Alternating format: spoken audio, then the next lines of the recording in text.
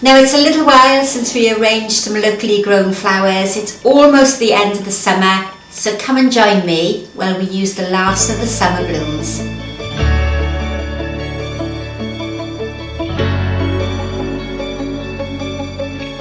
Welcome back. So today we're looking at one of my vintage containers. This is a gorgeous opaque green container that I picked up in one of the local charity shops.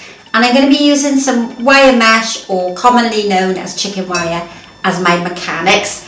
I've rolled this a couple of times, so we've got several layers, and I'm just going to insert that into the base, and that's going to act as a mechanic to hold my flowers into place. So it's a much more environmentally friendly mechanic. No single-use plastic, you can use it time and time again, and it's easily washed in hot soapy water. A little bit of water to keep my flowers alive, and then we'll start on today's design. Now if you've been following me for a while, you'll know that I'm a real lover of vintage containers, and this one is no exception. Don't know a lot about the history of this one, but it's a gorgeous colour, quite neutral. It's going to blend really well with my collection of flowers.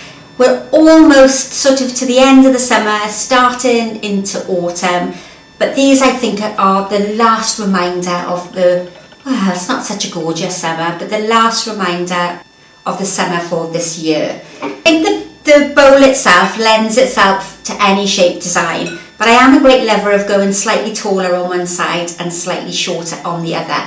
And I think the choice of flowers that I've got today are going to lend themselves really well to that style of arrangement.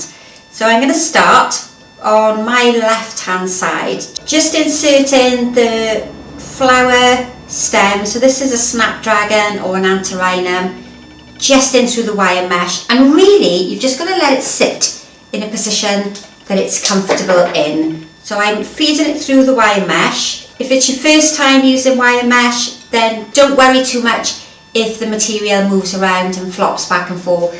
It's because it's not as solid and as secure as floral foam, but it is much better for the environment. The wider the chicken wire framework is, the wider or the bigger your flower stems are going to be. If you choose proper chicken wire, then the holes, the gauge in the wire is going to be too narrow and you're going to struggle to get your flowers in. So this one here is about 1 inch in diameter, and it's a plastic coated one. It works really well because it doesn't damage the flowers when you insert them in. I've gone with a little bit of extra height on one side, slightly lower down on the opposite, but because it's a really natural way of arranging, it might change as we progress on. So you can see I've got a front and a back. There's a little bit of depth showing, and I've got definite sides. So we've got a sort of left and a right. And if I go back that way, that was my sort of starting position. Now I've got this really pretty little flower. All these are locally grown flowers from a local flower farm. Nothing here is from my garden. And I basically had a mixed bucket of flowers that I used yesterday to create a design for a bride. So I've done an elopement wedding. She wanted a very natural bouquet to carry. So my local flower farm has just picked for me whatever they felt was a really good quality.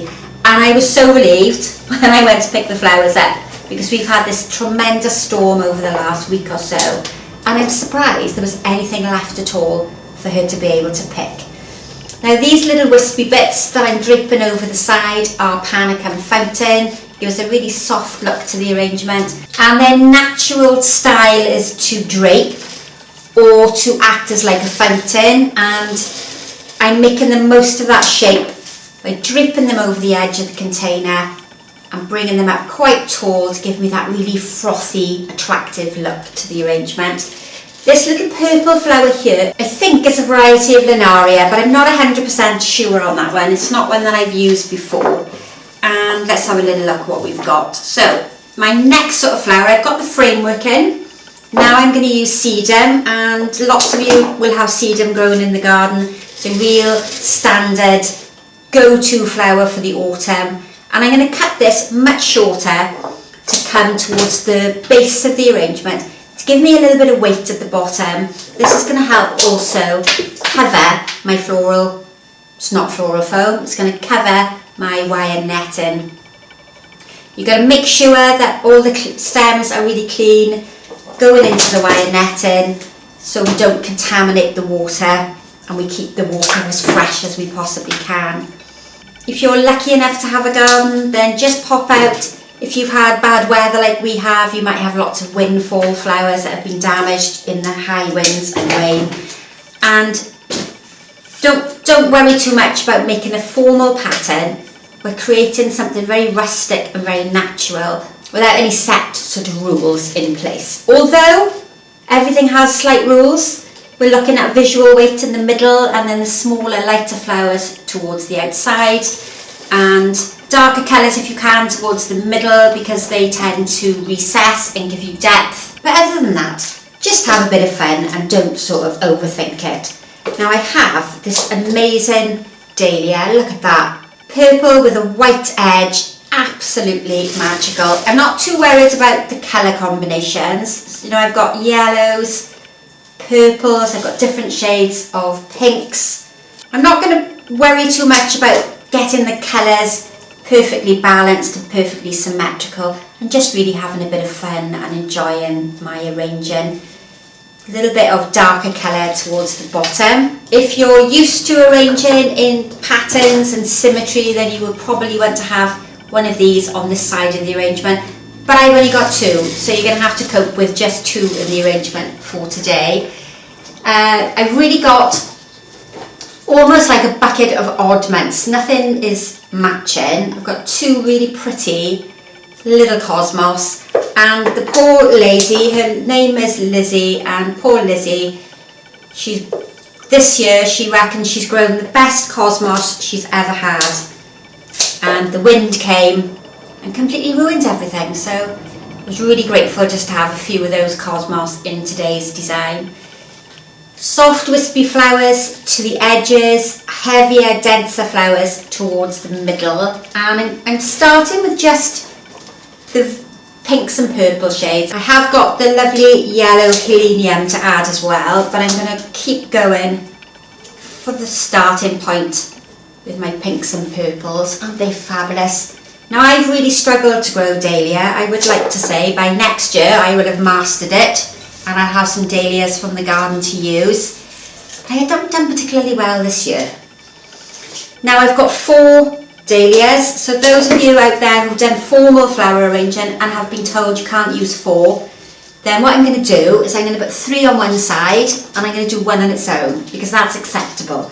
What we don't want to do is do 2 repeated on either side, because that's going to give us a really formal pattern. So I've got 3 over this side, balanced off with 1 in the back section here. And with this really natural arrangement, I'm not worrying about whether I've got formal patterns on either side. It's just a little arrangement to keep me happy on this wet and miserable afternoon.